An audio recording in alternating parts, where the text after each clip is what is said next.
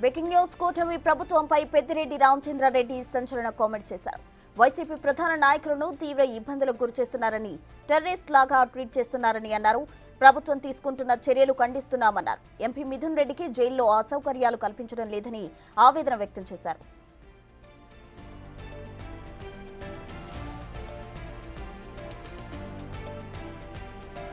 రకాల వైఎస్ఆర్ కాంగ్రెస్ పార్టీ శ్రేణులను ముఖ్యంగా వైఎస్ఆర్ కాంగ్రెస్ పార్టీలో ప్రధాన భూమిక పోషించే నాయకులందరినీ కూడా టార్గెట్ చేసి అనేక విధాల ఇబ్బందులు పెడతా ఉన్నారు.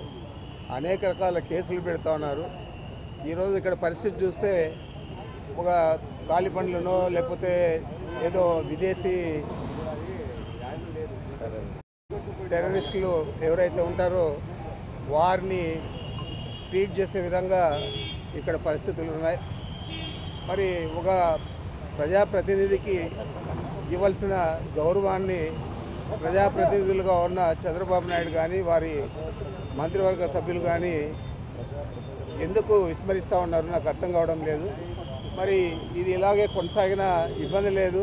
వైఎస్ఆర్ కాంగ్రెస్ పార్టీ శ్రేణులు తప్పకుండా ఈ పరిస్థితిని అధిగమించి ఈ ప్రభుత్వానికి బుద్ధి చెప్పే రోజులు దగ్గరలో ఉంటాయి.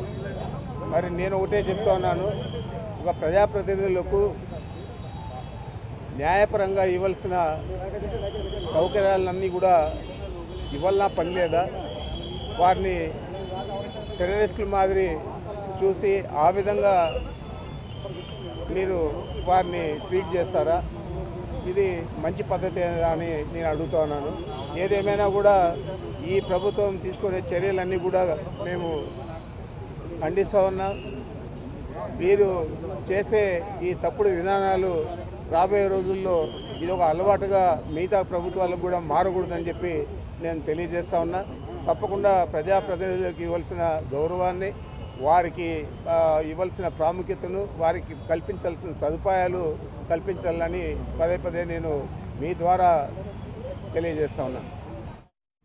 కూటమి ప్రభుత్వంపై పెద్దిరెడ్డి కామెంట్స్ కు సంబంధించి పూర్తి డీటెయిల్స్ మా ప్రతినిధి శివశంకర్ అందిస్తారు. శివశంకర్, ప్రస్తుతం చూసుకున్నట్లయితే మిథున్ రెడ్డితో ములాఖత్ అనంతరం కూడా పెద్దిరెడ్డి రామచంద్రారెడ్డి అయితే మీడియాతో మాట్లాడారు. ఈ సందర్భంగా ఆయన మాట్లాడుతూ కూటమి ప్రభుత్వం అధికారంలోకి వచ్చినప్పటి నుంచి కూడా వైసీపీనే టార్గెట్ చేస్తుంది, వైసీపీలో ప్రధానంగా ఉన్న నాయకులను కూడా అరెస్ట్ చేస్తుంది. ఆ నేపథ్యంలోనే మిథున్ రెడ్డిని కూడా అరెస్ట్ చేశారు.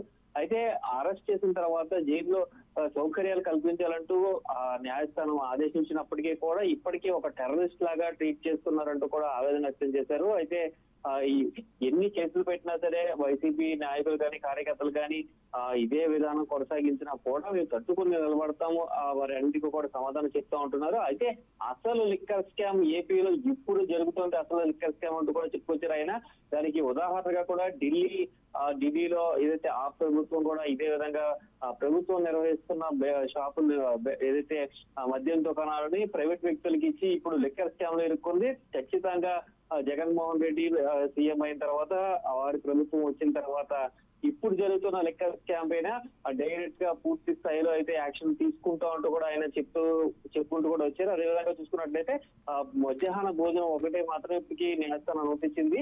బయట నుంచి 3 కోట్ల ఏదైతే భోజనాన్ని తీసుకెళ్లే విధంగా కూడా న్యాయస్థానం మరొకసారి ఆశ్రయిస్తా ఉంటూ కూడా పెద్దిరెడ్డి ఇప్పటికే మీడియాతో చెప్పిన పరిస్థితి కనిపిస్తుంది. Krishna, right Shivashankar, thank you. మొత్తంగా పెద్దిరెడ్డి చేసిన కామెంట్స్ ఇప్పుడు సంచలనంగా మారాయి అని చెప్పుకోవచ్చు. అయితే అసలైన లిక్కర్ స్కామ్ ఇప్పుడు జరుగుతుంది కూటమి ప్రభుత్వ హయాంలో అంటూ కూడా ఆయన సంచలన వ్యాఖ్యలు చేశారు.